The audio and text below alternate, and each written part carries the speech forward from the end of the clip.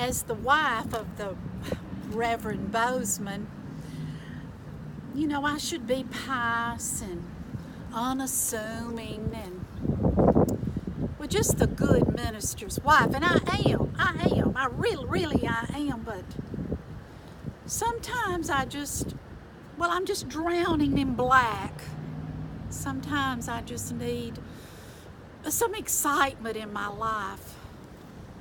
And if you won't tell anyone, if you won't tell anyone, I do have a bit of color that I can just pull out. A lovely rose color. I keep it tucked underneath my shimmy. and I'll pull that out, and it makes me feel better. It's this lovely color of camellias under the kitchen window.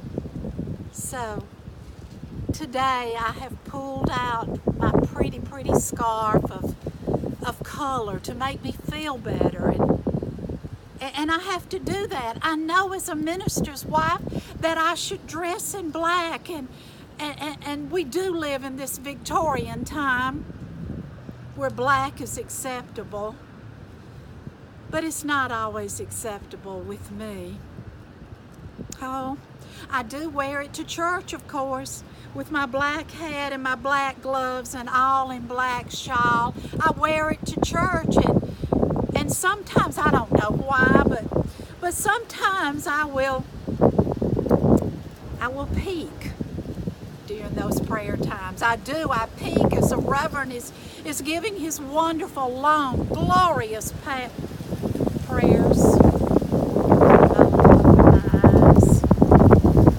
And I will look across the congregation as they sit with hands and their eyes shut. I will peek, and I see that haughty Mrs. Dial, all dressed in her finery with the ribbons and the long dangly earrings. Oh, how I would love to wear earrings. And she is the mayor's wife. I suppose she does need to dress up sparkly and all, but I wouldn't be caught dead in that hat she wears, even if I could wear it. And then I'll gaze over towards Mrs. Smith. You know, she's the Williams daughter, the Williams that owns the most important business in Meridian. And I don't know why, but there's times that she will wear her wedding dress to church, that pink dress with the long train. I bet she'll be buried in that one day. I just bet she will. But there I am in my black, drowning in black. But I do know, tucked beneath my shimmy is my little pink scarf, and it makes me feel better.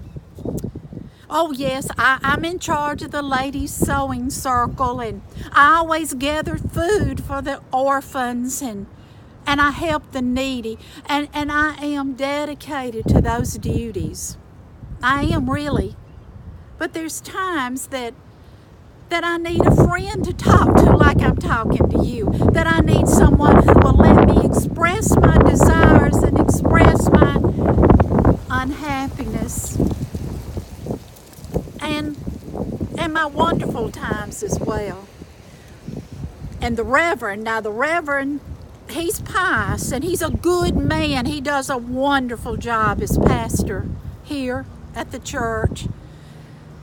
But he has his times, a little quirky times. I remember back, it was the 4th of July, that's when it was, and well, we had a terrible fire at the church, and smoke was all inside, and the kitchen had burned, and the Reverend was very concerned about gathering the money up to pay for those repairs, and he decided he would have a 4th of July barbecue. If we Southerners aren't anything, we're barbecue eaters. And so we all gathered, and he had made arrangements with a small band there in the area. And he told that band director, he said, now when I raise my hands, you strike up the band and play the national anthem. We good Southerners, we're going to stand for that national anthem. And so it all went as planned, and the Reverend began to talk about money and how he needed the members to get off of their wallets and help rebuild the church. And just as he said, and everyone who will help and donate money for this cause, please. And he did this. Everybody stood as the band struck up. Yeah. And he got all the money he needed that day. Oh my, the Reverend and I, we have dedicated our lives to service and the ministry. But man, if we just had the chance, all the two of us, we could be on a stage down there in New Orleans and we could sing, something like, I love you truly, truly do. Oh, we could really entertain an audience, the Reverend and I. So, I know we are where we are needed, right here in Meridian, Mississippi at the First Baptist Church. So I don't dwell on it too often. I just need a friend to talk to occasionally, and I thank you. I thank you for listening. We'll talk again soon, but now I've got to run. It's time to gather the ladies for Sewing Circle. So I will talk to you again, and goodbye.